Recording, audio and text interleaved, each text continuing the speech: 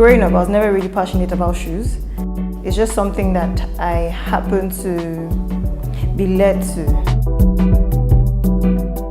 I first of all started in my father's garage with just making 1 or 2 pairs, selling them to my friends and my colleagues at work. I'd say officially we've been running this business for 3 years. And the fact that we've been able to build something over the years and see it grow, how our customers keep praising us and then giving us positive feedback, I mean, that has been exciting enough for us to want to continue. Over the years, we've been able to employ at least 13 people.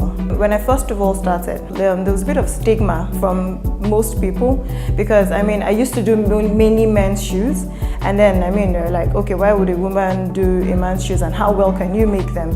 But today, it's amazing that majority of the footwear brand owners that I know of are women.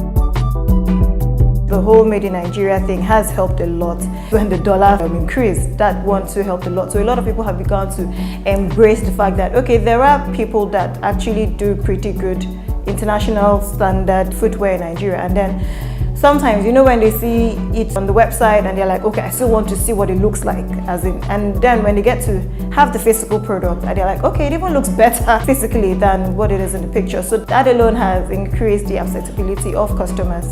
When people see our products, I want them to think and feel quality, and then world standard, because we've gone ahead to be able to invest a whole lot in ensuring that all our products are world-class standard.